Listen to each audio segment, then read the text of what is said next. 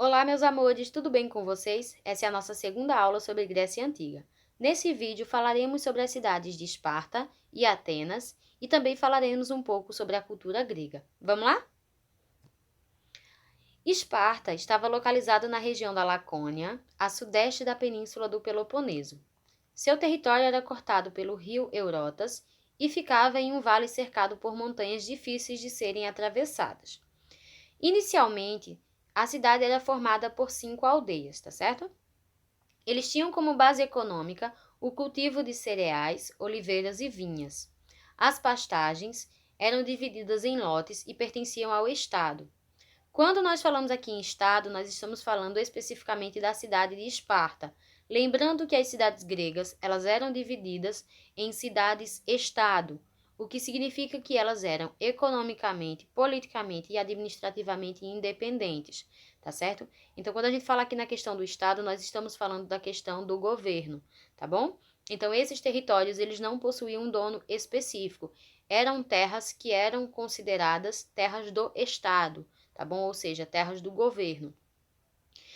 E a cidade ela surgiu mesmo a partir do século IX, quando os dórios invadiram a região da Lacônia. Eles dominaram os camponeses que viviam na região e transformaram esses camponeses em ilotas.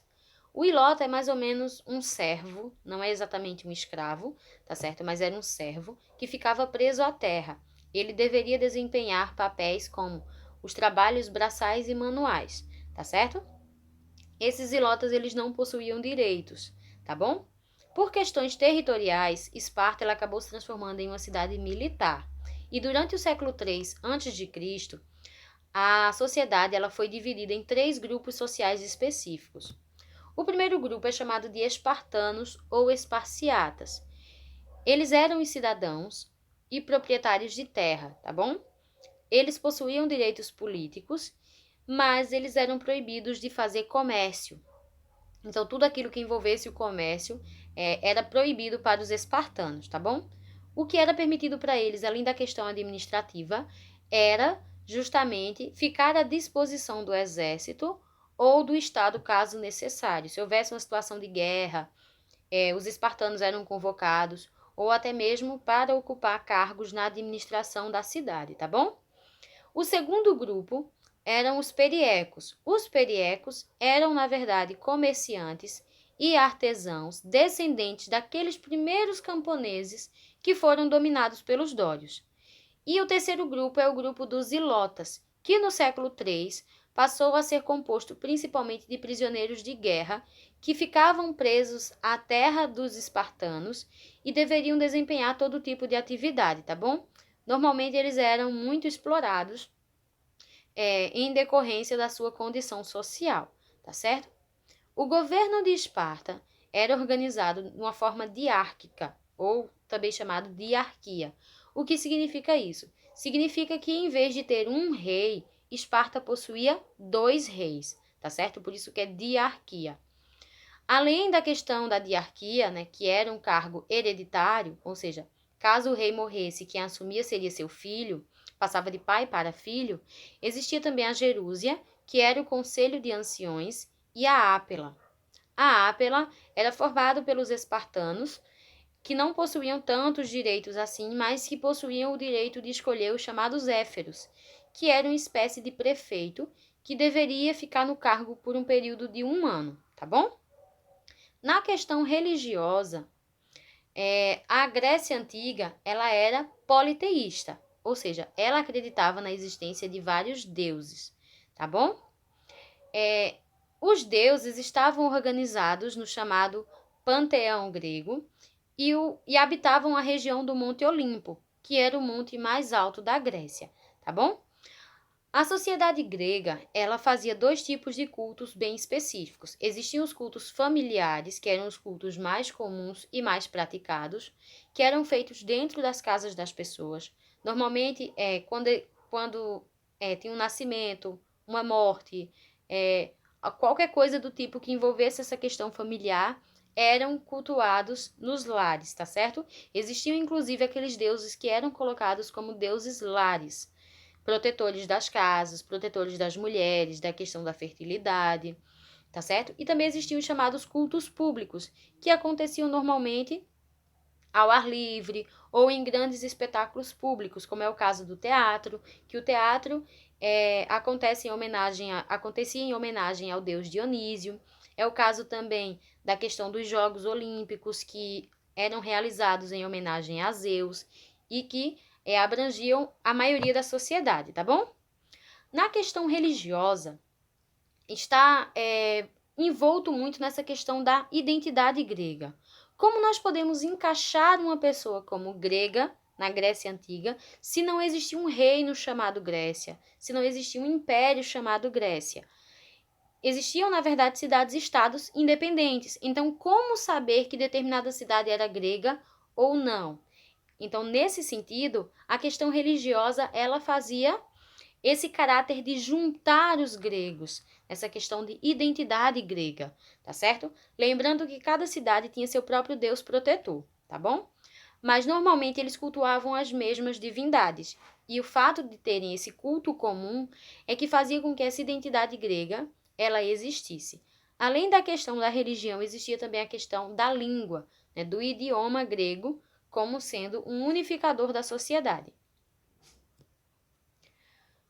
Os Jogos Olímpicos, eles eram justamente uma homenagem a Zeus.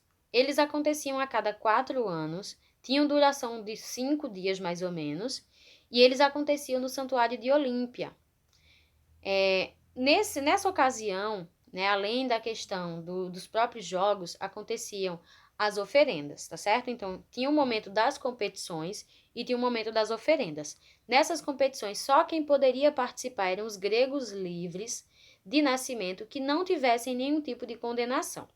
O que é isso, professora? Significa que somente os homens gregos que não tivessem nenhum tipo de condenação, nenhum crime, que não tivesse pagando por nada, é que poderiam fazer parte dos Jogos Olímpicos. Normalmente as mulheres elas eram proibidas de participar e muitas vezes proibidas de assistirem a essas festividades, tá certo? Depois que os jogos terminavam, os vencedores eles recebiam uma coroa de louros. O que é louro, professora? É aquela folhinha que a gente coloca na feijoada. Isso mesmo, eles faziam a coroa de louros e depois ofereciam em sacrifício a Zeus. Quando terminava a festividade, eles faziam banquetes e muitas outras festas para comemorar o resultado dos jogos, tá bom? Além da questão do panteão grego, eles também acreditavam na existência de heróis, que eram seres que eles acreditavam que eram filhos de deuses com mortais, ou deusas com mortais, tá bom? Então, esses heróis eram pessoas com uma força muito grande, eram pessoas que tinham feito grandes realizações e que tinham suas histórias contadas depois nos mitos gregos, tá bom? E outro detalhe, os deuses gregos eram deuses semelhantes aos seres humanos, só que eles possuíam o diferencial de terem poderes ilimitados e serem imortais, tá bom? Em relação à fisionomia, eles eram iguais aos seres humanos, possuíam desejos, assim como o ser humano. Então, existiam histórias em que falam de uma certa divindade se apaixonar por um humano, sentir ódio, sentir inveja. Então, esses sentimentos humanos também são atribuídos às divindades do panteão grego, tá bom? Essas histórias relacionadas à cultura grega vocês vão encontrar na complexa mitologia grega, né, que é riquíssima em histórias, em seres mitológicos, né, aqueles Minotauro, Centauro, Medusa e várias outras histórias que vocês já viram. Inclusive, a gente falou sobre o Minotauro nas aulas anteriores, tá certo? Então, a mitologia grega, ela é muito rica e muito complexa, tá bom? Já na questão da cultura, nós vamos ter os mitos como uma forma de tentar explicar ao máximo as coisas que os seres humanos não conheciam. Só que em decorrência disso, né, do mito explicar tudo, da religião explicar tudo, vão surgir os primeiros pensadores gregos, que vão tentar fugir dessa história de mito e vão tentar se aproximar mais da questão da razão, da questão do conhecimento científico, tá bom? E é nesse quesito aí, nesse contexto, que vai nascer a chamada filosofia. Philos significa amigo. Sofia significa sabedoria, então amigo da sabedoria, tá certo? Nós vamos ter os primeiros nomes, Tales de Mileto, Sócrates e Platão, tentando buscar respostas às suas indagações ao conhecimento humano e à própria natureza de forma lógica e científica, tá bom? Fugindo dessa questão mitológica, fugindo dessa questão religiosa, tá bom? Nós vamos ter também, no campo da história, duas pessoas muito importantes. O primeiro é Tucídides, lá em 460 e 395 a.C., que participou da chamada Guerra do Peloponeso, que foi uma guerra que aconteceu entre Atenas e Esparta.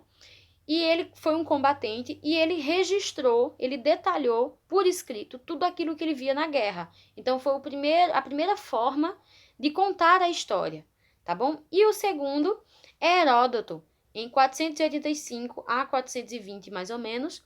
Ele viajou para outras regiões como o Egito e escrevia aquilo que ele via, né, o que ele aprendia. Inclusive Heródoto é considerado o pai da história.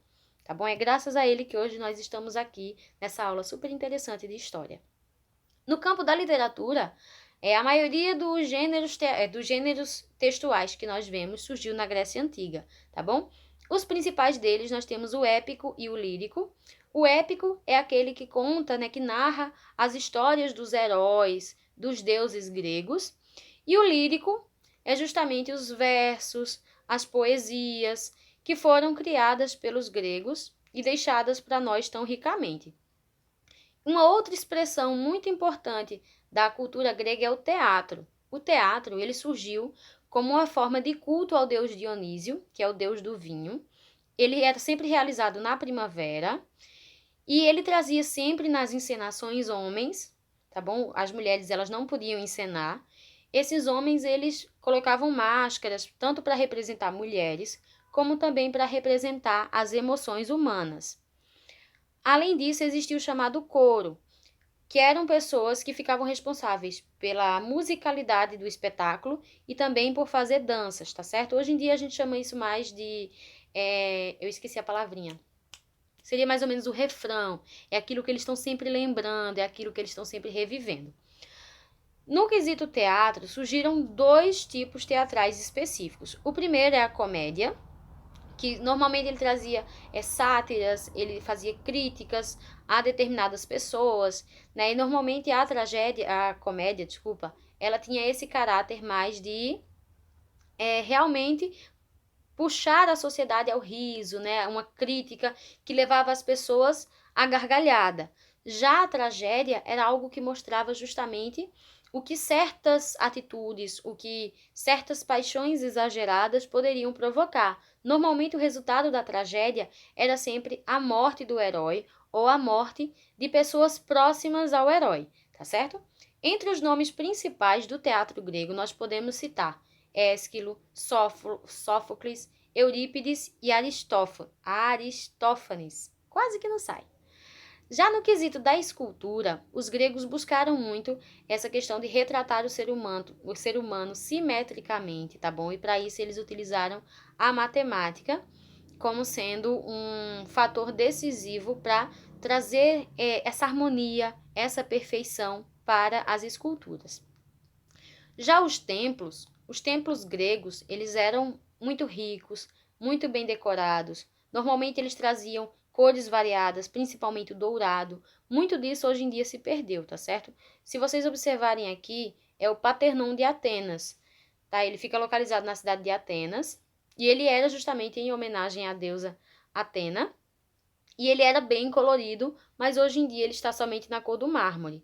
Normalmente esses templos, essas construções, elas eram feitas em mármore ou com outros blocos de pedra, tá certo? Mas eles eram sempre bem decorados, bem ricos, tá certo? No estilo arquitetônico, foram criadas 3 ordens para as colunas gregas. A primeira delas é a dórica, que é essa primeira aqui sem detalhes, tá certo? Ela era mais baixa e não possuía tantos detalhes assim. A jônica é essa do meio, tá bom? Eita, meu dedo nem tá aparecendo. A do meio, ela tinha mais esse formato, parecia um pergaminho, as bordas mais arredondadas e ela era mais alta. E o terceiro é a chamada coríntia. A coríntia, ela era bem mais alta que as outras duas e ela possuía sempre a sua base bem ornamentada, tá certo? Bem rica em detalhes. Já a pintura, ela está muito relacionada à questão da cerâmica, eles faziam também afrescos, mas nós vamos ver muito a questão da pintura grega em vasos, tá certo? Principalmente vasos que retratam os Jogos Olímpicos, que retratam os deuses, que retratavam o dia a dia da sociedade grega, tá certo? E eles traziam sempre cores como o dourado, o vermelho, o preto. Já na questão familiar e na questão das mulheres, a questão do casamento ela era definida pela questão social da pessoa. Normalmente, se você era um camponês, uma pessoa pobre, você conhecia o seu marido ou a sua esposa no seu próprio local de trabalho. Então, vocês tinham a possibilidade de se conhecer, né, começar um namoro para poder casar. Já na questão das pessoas mais ricas, as pessoas mais abastadas, não existia essa possibilidade, porque os casamentos eles eram feitos de forma arranjada, tá bom? Normalmente o pai da noiva, ele escolhia, né, um candidato a genro, e esse candidato a genro, ele deveria estar no mesmo patamar da família da noiva, ou seja, na mesma classe social, no mesmo grau de riqueza da noiva. Quando o noivado ele era efetivado, a família da noiva presenteava a família do noivo, normalmente com terras, com quantidades em dinheiro ou outros bens, tá bom? Como uma espécie de dote. E também eram realizadas festividades em homenagem à deusa Artemis, que era a deusa protetora das mulheres e também a deusa da fertilidade, tá bom? As mulheres espartanas, elas possuíam uma certa liberdade a mais que as mulheres atenienses. Lembrando que as mulheres não eram consideradas cidadãs na Grécia, tá bom? Independente da cidade, elas não eram consideradas cidadãs. Mas no caso da mulher de Esparta, ela possuía uma maior liberdade que as outras mulheres da sua época. Por quê? Caso o marido fosse para a guerra, ela é quem ficava com a propriedade. Caso ele morresse, a propriedade seria dela. Então, ela poderia ter posses. Ela recebia instruções, ou seja, ela recebia educação específica, né? Algo que invejava muito as outras mulheres de outras sociedades, ou até mesmo espantava os outros homens de outras cidades por saber que as mulheres sabiam ler e escrever, né? Possuíam a mesma instrução que os homens. E outra coisa, as mulheres de Esparta, elas também recebiam treinamento militar. Elas não iam para a guerra, mas elas recebiam treinamento militar e esportivo porque acreditavam que a mulher saudável, a mulher bem treinada, ela poderia gerar guerreiros bem saudáveis, bem treinados, tá bom? Então o objetivo principal era a procriação, mas se ela fosse saudável, ela praticasse esportes, ela tivesse habilidades, a criança também nasceria assim, tá certo? Já no caso da mulher de Atenas, ela não possuía, né, as mesmas liberdades que a mulher de Esparta. Ela recebia, sim, uma certa instrução, mas essa instrução ela era feita dentro das casas. Então, essa mulher ela aprendia somente o básico do básico, normalmente um pouquinho de matemática e olhe lá, tá certo? Então, era uma educação muito limitada, feita dentro das próprias casas dessas mulheres. E, normalmente, a maioria das mulheres, principalmente as mulheres mais ricas, elas passavam a maior parte da vida no gineceu, que era uma espécie de quarto das mulheres, ou parte separada da casa para as mulheres. Então, raramente elas saíam desses locais. Elas não conviviam no mesmo ambiente que os homens. Elas ficavam sempre separadas. Quando elas saíam, eram para participar de eventos públicos, como o teatro ou alguma outra festividade, tá certo? Mas elas ficavam muito limitadas a isso. E quando as mulheres de Atenas se casavam, elas iam morar na casa do marido, na casa da família do marido, tá bom? Então, ela era muito limitada e seu objetivo principal era sempre a procriação, tá certo? Eu espero que vocês tenham gostado. Qualquer dúvida é só entrar em contato comigo, tá bom? Um beijo. Tchau, tchau, meus amores.